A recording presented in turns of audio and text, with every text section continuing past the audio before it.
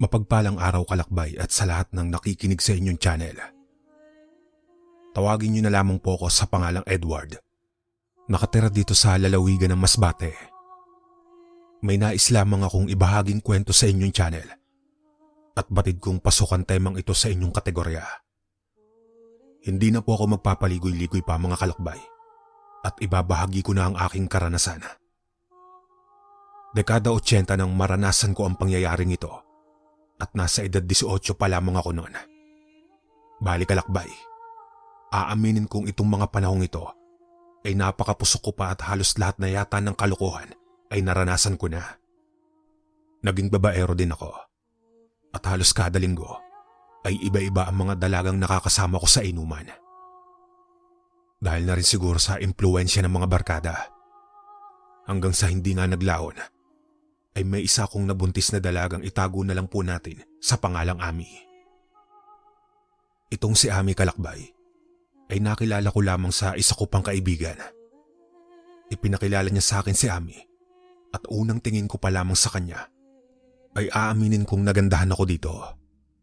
Subalit ng mga panahong ito ay may kasintahan pa ako. Ngunit sa hindi inaasahan ay nabuntis ko si Ami. Wala pa kasi sa isipan ko noon ang magseryoso sa isang relasyon. Dahil nga sa 18 pa lamang ako at ang nasa isipan ko pa noon ay puro kasiyahan lamang. Kaya nga noong malaman kong nabuntis ko si Ami ay grabe ang kabang naramdaman ko. Halos hindi na ako makatulog sa gabi, lalo na sa tuwing naiisip ko ang pagmamakaawa niyang panagutan ko siya. Hanggang isang umaga noon kalakbay, pagkalabas ko ng bahay ay bumungad sa akin ng 3 kalalakihan na may hawak na itak. Nagulat pa ako at bahagyang napaatras nang makita kong galit na galit sa akin ng mga ito at para bang aambaan na ako ng taga. Subalit noong nagsalita ang isa sa mga ito at nagwikang, huwag umano akong matakot dahil kakausapin lang nila ako tungkol sa kanilang kapatid na si Ami. Ang nais nila ay panagutan ko ang kanilang kapatid bago pa may mangyaring hindi maganda sa akin. Teka lang ho. Pasensya na po, pero hindi ko po pwedeng panagutan si Ami. Ang ibig ko pong sabihin, may kasintahan na po kasi ako, kaya hindi ko pwedeng panagutan ng kapatid ninyo. Isa pa ay pareho namang gusto naming dalawa ang nangyari. Nauutal na kabado kong wika sa mga ito. Isang malakas na sapak suntok at tadyak sa sikmura ang natanggap ko sa 3 lalaki. Kaya naman agarang humandusay ako sa lupa at napayakap na lamang sa sarili. Bago pa man ako makatayo, ay bigla na akong hinablot ng pinakamatangkad sa 3 at walang kahirap-hirap na kinuwelyuhan. Pagkatapos ay iniangat ako ng bahagya at pinandilatan ng mga mata. Hinayupak kang animal ka. Ano, pananagutan mo ang kapatid namin o hindi? Sumagot ka. Nang marinig naman ang mga magulang ko nagkakagulo na sa labas ng bahay, ay kagad nang lumabas sa mga ito at agarang inawat ang lalaking kumuwelyo sa akin. Grabing takot ang naramdaman ko noon. Kung kaya't napilitan na lamang akong sabihin sa kanila na pumapayag na akong panagutan ng kapatid nila. Pakiusap, bitawan mo na ako. Pangako pananagutan ko na ang kapatid ninyo. Dagdag ko pang saad. Matapos marinig ng lalaki ang sinabi ko, ay binitiwan na ako nito. Ayos-ayusin mo yung sinasabi mo, Utoy. Dahil kung hindi mo tutuparin ang sinasabi mo, titiyakin namin may mangyayaring masama sa'yo at sa iyong pamilya. Pagbabantang wika ng nagngangalang Victor. Bago pa umalis ang mga ito, ay sinabi pang bukas na bukas, ay hihintayin nila kami sa bahay para mamanhikan at pag-usapan ng tungkol sa aming dalawa ni Ami. Siguraduhin mo lang, Utoy, na makakarating ka sa araw ng usapan natin. Dahil kung hindi may kalalagyan ka sa amin, pahabol pang wika nito. Nang makalayo na ang 3 lalaki, ay mangiyak-iyak namang hinampas ako ng aking ina sa braso at nagsabing puro problema na lamang umano ang dinadala ko sa bahay. Wala na nga akong pakinabang sa kanila ay nagdadala pa ako ng problema. Ngayon, anong gagawin mo ha? Napaka-inutil mong bata ka. Hindi ka na nag-iisip kung ano ang mangyayari. Ala sige, bukas na bukas ay pupunta tayo sa bahay ng babaeng nabuntis mo. Panagutan mo yon at baka masapa kita ng wala sa oras. Galit na wika ng aking ama. Hindi ko na napigilan pang umiyak at nagwikang hindi ko pa kayang magkaroon ng pamilya. Wala pa sa akin isipan na maging isang ama. Puta, dapat sana bago ka nagpakasarap hinayupak ka. Inisip mo muna kung ano ang kalalabasan ng mga pinaggagawa mo. Nanggigigil na sigaw sa akin ng aking ama. Inay, tulungan niyo po ako. Ayoko pa pong mag-asawa. Hindi ko pumahal si Ami. Ayoko siyang mapangasawa. Pagmamakaawang wika ko sa aking ina. Galit na galit namang sinabihan ako ng aking ina na ayos-ayusin ko na ang buhay ko. Ayaw ko man ay wala na akong magagawa kundi harapin ang nangyari. Nagpupumilit naman akong nagmamakaawa sa aking ina na tulungan niya ako. Dahil ayoko pa mag-asawa at hindi pa ako handa sa pagkakaroon ng pamilya. Galit namang hinawakan ako ng aking ama at sinabihan niyang pumasok na muna ako sa loob ng bahay. Doon na raw namin pag-usapan ng mga gagawin bukas pagpunta sa bahay ng babaeng nabuntis ko. Hindi na lamang ako nagsalita pa at baka masapak pa ako ng aking ama kapag hindi niya nagustuhan ang sasabihin ko. Noong matapos na silang magdiskusyon, ay inutusan nila akong pumasok na sa loob ng silid at huwag lalabas ng bahay hanggat hindi nila sinasabi. Sa paglipas ng ilang oras, ay nagmumukmuk lamang ako sa loob ng kwarto habang nag-iisip ng maigi kung ano ang gagawin ko. Hanggang sa sumagi na nga sa isipan ko na mas mabuti sigurong umalis na lamang ako at magpakalayo-layo. Nang sa ganun ay hindi ako makapag-asawa ng maaga. Aaminin ko mga kalakbay, masyado akong naging makasarili ng mga panahong iyon. Dahil ni katating ay hindi man lang sumagi sa aking isipan ang kalagayan ni Ami. Basta't ang mahalaga lang sa akin noon ay ang sarili ko. Kung paano ako makakaalis sa sitwasyong pinasukan ko. Noong sumapit na nga ang 10 oras ng gabi, ay doon na ako nakapagdesisyong magpakalayo-layo na. Naisip ko naman noon kalakbay na doon na lamang muna ako makituloy sa tiyuhin ko sa Maynila. Nang sa ganun ay makalayo ako sa babaeng pilit na ipinapangasawa sa akin. Kaya hinintay ko lamang na makatulog ang mga magulang ko bago gawin ang pinaplano kong paglalayas. Noong sumapit na nga ang 11:00 ng gabi at sa tingin ko ay tulog na ang mga magulang ko. Dali-dali ko nang kinuha ang perang na itabi ko sa alkansya. Pagkatapos ay nagdala lamang ako ng kaunting mga damit at dahan-dahan na ako naglakad palabas ng bahay. Habang pinapakiramdaman ko ng maigi kung tulog na ba ang mga magulang ko. Noong makumpirma ko ng mahimbing na nga silang natutulog, ay nagmadali na akong lumabas ng bahay at pinunton na ang pinakamalapit na kalsada. Nang makarating na ako sa kalsada, ay halos takbot lakad ang ginawa ko makarating lamang sa Karatig Baryo para doon na ako mag-abang ng masasakyang papuntang Maynila. Sa pagpapatuloy ng aking paglalakad, ay hindi ko na alintana pa ang mga nakakakilabot na huni ng mga ibon sa gabi at ang mga ingay ng kuliglig. Makalipas lamang ang 1 oras, ay nakarating na ako sa Karatig Baryo. Noong matanaw ko na ang kubong pahingahan at pag-aabangan ng sasakyang papuntang Maynila, ay nagmadali na akong maglakad. Nang makaupo na ako sa kubong walang dingding, ay saka pa lamang ako nakahinga ng maluwag. Matyaga akong naghintay sa pagsapit ng madaling araw. Nang sa ganun ay makasabay na ako sa unang dadaan na malaking sasakyan papuntang Maynila bago pa man pumutok ang araw. Habang naghihintay ako sa pagsapit ng madaling araw, ay pinapapak na ako ng lamok. Ngunit hindi ko na lamang ininda ang mga iyon. Makatakas lamang ako. Hindi naman naglaon ay sumapit na nga ang madaling araw.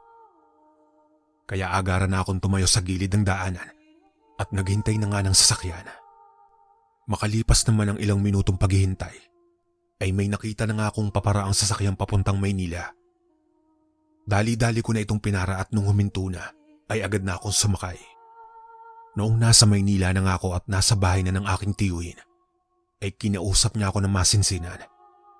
Wika pa nito, habang nasa poder niya umano ako, ay pag-isipan ko raw mabuti kung ano ang dapat kong gawin. Hindi naman pwedeng takasan ko na lamang habang buhay ang problemang ginawa ko. Sinabi ko kasi sa tiyuhin ko ang dahilan kung bakit ako umalis sa aming baryo. Alam mo kasi pamangkin, hindi lahat ng problema ay natatakasan. Iyang ginawa mong pag-alis sa inyo, tiyak malaking problema yan. Lalong-lalo na sa mga magulang mo. Natitiyak ko ngayon ay pinaghahanap ka na sa bahay ninyo. Dagdag pang wika ng aking tiyuhin. Pero kasi tiyong, natatakot po ako. Wika ko sa kanya. Natatakot? Saan? Saan ka naman natatakot? Natatakot ko ba kasi hindi mo mahal ang babaeng nabuntis mo? O natatakot ka sa kahaharapin mong obligasyon? Sa lahat po tiyong, iisipin ko pa lamang na makasama ko si Ami habang buhay. Kahit na hindi ko naman siya mahal, parang hindi ko kakayanin tiyo. Tugon ko dito. Nagwika naman ang aking tiyuhin na kapag magsama na kami sa iisang bubong, ay matututunan ko ring mahalin ang babaeng nabuntis ko. Isa pa ay dapat isipin ko ang kalagayan ng babaeng nabuntis ko. Dahil tiyak na mga sandaling iyon ay hindi matanggap na mga ito ang nangyari. At marahil ay grabe ang galit na nararamdaman ng mga magulang nito. Alam mo Edward, hindi lang ikaw ang nahihirapan sa sitwasyong kinakaharap mo. Dahil sa tiyak pati ang babaeng nabuntis mo, ay baka mas malala pa ang dinadanas noon ngayon. Wika pa ng aking tiyuhin. Sandali naman akong natahimik at napag-isip-isip ko na oo nga ano. Bakit ba hindi sumagi sa isipan ko si Ami? Bakit hindi ko man lang naisip na baka sa mga sandaling iyon ay nahihirapan na rin ito? Napahinga ako ng malalim bago nagwikang.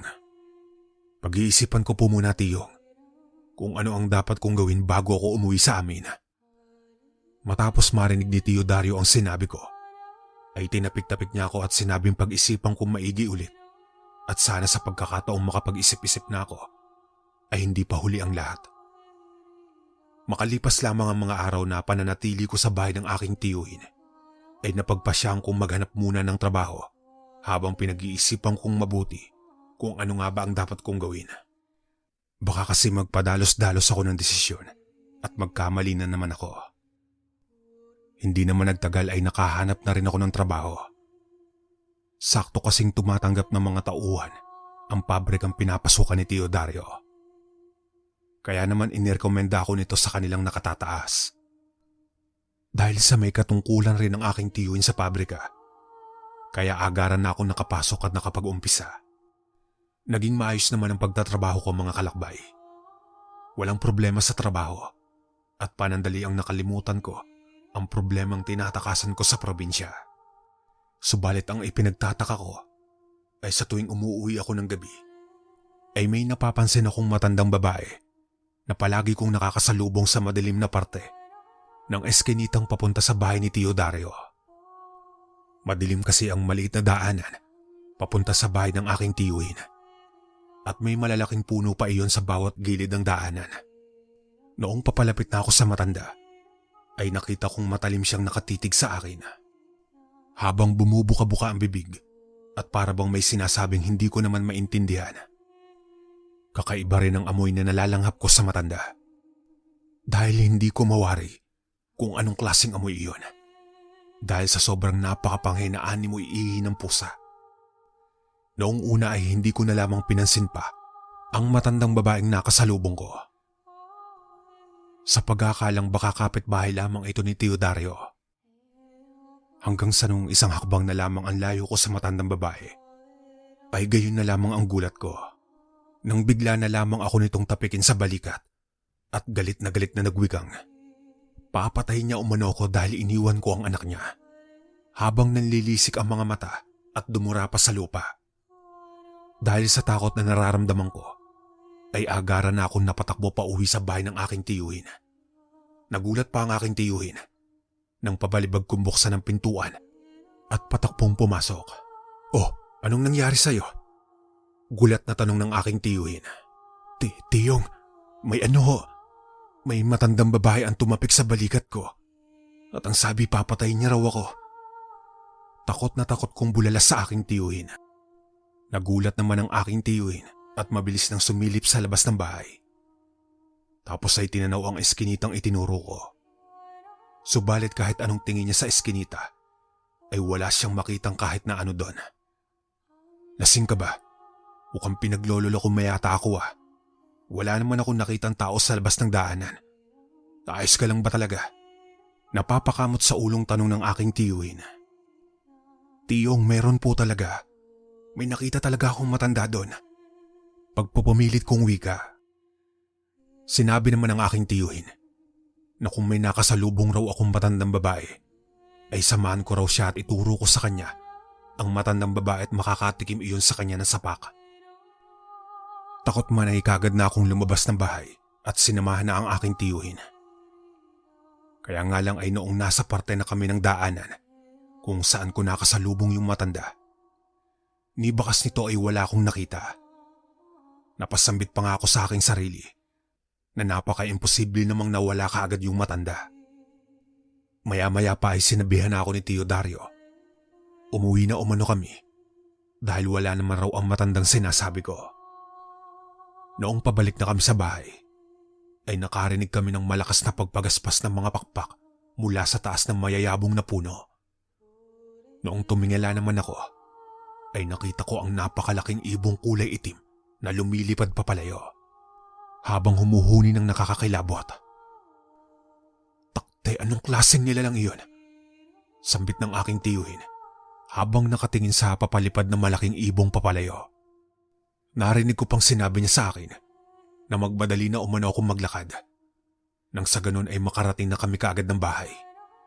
Patakbo na nga kami bumalik sa bahay at pagkapasok ay agad na isinarado ni Tio Dario ang pintuan. Hayop na yan. Pati ba naman dito sa Maynila may aswang? Bulalas na wika ng aking tiyuhin. Ano ho, tiyong? Tanong ko rito. Aswang. Aswang ang ibong nakita natin, Edward. Bulalas na wika ng aking tiyuhin. Hindi naman ako makapaniwala sa sinabi ni Tio Dario. Kaya't nanlaki talaga ang aking mga mata na napatingin sa kanya. Matapos kong kumalma ay sinabihan ako ni Tio Dario na magpahinga na ako at bukas na lang namin pag-usapan ang tungkol dun sa nakita namin. Kaya naman sumunod na ako dito. Kinabukasan nga kalakbay. Pagkagising ko nung umaga, ay sobrang bigat na ng pakiramdam ko. Nahihilo ako at sobrang sakit ng ulo ko na para bang mabibiyak. Marahan akong tumayo at naglakad papunta sa loob ng banyo para umihi. Subalit noong mapadaan na ako sa may salamin, ay ganoon na lamang ang gulat ko. Nang masipat kong marami na ang mga butlig na nagsisisulputan sa mukha ko. Noong tignan ko naman ang braso ko, ay mayroon din akong nakitang iilang butlig na tumutubo at para bang mga pigsang puputok na. Kaagad kong tinawag ang tiyuhin ko at sinabi ko rito kung ano ang nangyari sa akin. Nagulat rin naman siya at nanlaki ang mga mata nang makita niya ang kalagayan ko. Kaya't sinabihan niya akong huwag na muna raw akong pumasok at magpagamot na muna. Dahil baka mas lumala pa ang kalagayan ko kapag nasa oras ng trabaho. Kaya ng araw ding iyon ay nagpunta ako sa klinika para patignan ang kalagayan ko. Subalit noong magpatingin na ako, ay wala namang nakitang sakit ang mga sumuring doktor. Kaya't pinauwi na lamang ako. Lumipas sa mga araw ay hindi pa rin ako gumagaling. Sa halip ay palala pa ng palala ang pagkakasakit ko. Hanggang isang umaga noon, habang nagkakape ako ay kinausap ako ng aking tiyuhin na subukan ko raw magpagamot sa albularyo. Dahil kung hindi alam ng mga doktor kung ano ang sanhi ng pagkakasakit ko at pagkakaroon ng mga nagsusulputang butlig, ay baka albularyo nga ang kailangan ko. Sumang-ayon naman ako sa sinabi ni Tio Dario. Dahil maging ako ay hindi ko na talaga kaya pa ang indahin ang sakit na nararamdaman. Tuwing sumasapit kasi ang alas 6 ng umaga at alas 6 ng hapon, ay doon ko nararamdaman ang matinding sakit sa mga butlig na tumutubo sa katawan ko. Tapos ay para bang kung anong insekto ang gumagalaw sa loob ng namamagang sugat. Nangangamoy na rin ang aking singit-singitan sa katawan na animoy kasing lansa ng hasang ng isda dahil sa mga naglalangis na galis. Noong pinatignan na ako sa albularyo, ay diretsahan akong sinabihan nito na hindi niya gagamutin ang sakit na nararanasan ko. Sa kadahilan ng batid niyang may kasalanan akong ginawa sa isang tao. Kung kaya't sinapit ko ang karanasang ito. Ayon pa sa kanya, ay bumalik umano ako sa pinanggalingan ko at harapin ko ang problemang tinakasan ko. Napatingin naman ako sa albularyo at nagtataka kung paano niya nalaman ang problemang tinalikuran ko. Kaya't noong umalis na nga kami sa bahay ng albularyo at habang naglalakad kami ng aking tiyuhin, tinanong ko ito kung nabanggit niya ba sa albularyo ang problema ko sa probinsya. Pero sinabi naman ni Tio Dario na ni isa ay wala siyang pinagsabihan. Kung ako sa'yo, pamangkin, ay uuwi na lang ako sa probinsya at harapin ang problemang tinakasan. Kaya't isa lang ay maipapayo ko sa'yo. Umuwi ka at ayusin ang ginawa mong kalokohan. Dagdag pang wika ng aking tiyuhin na kung ayaw ko ba daw na mas maunang makita si San Pedro kaysa sa kanya. Pabirong wika ng aking tiyuhin sa akin na alam kong may laman ang kanyang sinasabi. Kaya naman sa takot ay napagpasyahan kong bumalik na lamang sa probinsya. Subalit sa isang kondisyon, sasamahan ako ng aking tiyuhin para sa aking kaligtasan. Makalipas lang ang ilang araw ay agaran na kami bumiyahe pabalik sa probinsya namin. At noong naroroon na kami, ay suntukan na tikman ko mula sa aking ama. Mabuti na lang at mabilis siyang naawat ni Tio Dario at sinabihan na daanin na lamang sa mahinahong usapan. Sa kadahilan ng papanagutan ko na ang babaeng binuntis ko. Pinabukasan ay nagtungo nga kami sa bahay nila Ami. Pero laking gulat ko nang makita ko ang kalagayan ni Ami. Gawa ng tila ba hindi ito kumakain at napakapayat niya na. Humpak ang mga pisngi nito at nanlalalim ang mga mata. Subalit hindi pa rin maipagkakaila ang taglay na ganda ni Ami. Na tila ba muling nabuhay ang pagkagusto ko sa kanya. Lalapitan ko na sana siya nang biglang may lumipad na kamao sa harapan ko. Nang tignan ko kung sino iyon, ay nakita kong ang kapatid pala ni Ami na si Victor. Nasa likuran naman ito ang dalawa pang kapatid na lalaki. Akmang susugurin na sana ako. Mabuti na lamang at mabilis silang naawat ng aking ama at Tio Dario. Kaagad naman tumakbo si Ami papalapit sa akin at niyakap ako na mahigpit. Kasunod noon ay ang paghagulgol nito ng iyak, kaya't napayakap na rin ako at humingi ng tawad sa kanya. Dahil sa mga nagawa kong pagkakamali at ura-uradang desisyong ginawa. Di kalayuan ay nakita ko ang kanyang inang nasa loob ng bahay na nanlilisik ang mga matang nakatingin sa akin. Maya-maya pa'y inaya ko na si Ami na pumasok na sa loob ng bahay. Upang sa ganun ay mapag-usapan na namin ang dapat gawin. Habang nasa loob na kami ng bahay, ay hinarap naman kami ng maayos ng ina nito. Subalit ang kanyang mga kapatid lamang ang nakipag-usap sa amin. Kahit na nasa harapan na namin ang kanilang ina. Pero ni isang salita ay walang namutawi sa bibig ng kanyang ina. Pero dahil sa kagustuhan ng kanilang pamilya na magpakasal kami, ay iyon na lamang ang aming napagdesisyonan. Na ikasal kami sa lalong madaling panahon habang hindi pa nanganganak si Ami. Matapos namin maikasal kalakbay, ay maayos nang nakitungo sa akin ang pamilya ni Ami. Nanirahan na rin kami malapit sa bahay ng aking mga magulang. Magmula nang magsama na kami ni Ami, sa hindi maipaliwanag na dahilan, ay unti-unti nang gumagaling ang sakit na nararamdaman ko. Hanggang sa tuluyan na iyong nawala. Ni baka sa aking katawan ay hindi mo makikitang dumanas ito ng matinding sakit. Makalipas ang ilang araw, ay nabalitaan namin nagkaroon ng kaaway ang ina ni Ami. Kaya't agarang kaming napasugod sa kanilang bahay. Naabutan naming nakikipagsigawan ng kanyang ina sa kapitbahay nila na pinagbibintangan siyang isang aswang na mambabarang. Noong marinig ko ang boses ng biyanang kong galit na galit, ay agarang pumasok sa isipan ko ang matandang nagbanta sa buhay ko noong nasa Maynila pa ako noon. Hinding-hindi ako nagkakamali. Natitiyak kong iisa lang ang may-ari ng boses na iyon at iyon ay ang biyanan kong matandang babae. Matapos maareglo ang problema ng biyanan ko, ay umuwi na kami sa kadahilan ng wala namang nakapagpatunay sa ibinibintang ng kapitbahay. Noong makauwi na nga kami ng aking asawa sa bahay namin, ay doon ko na siya kinumpronta kung ano nga ba talaga ang lihim ng kanyang ina at kung bakit biglaan akong gumaling nang wala man lang gumagamot sa akin. Doon ay nagtapat ang aking asawa na isang mambabarang na aswang ang kanyang ina.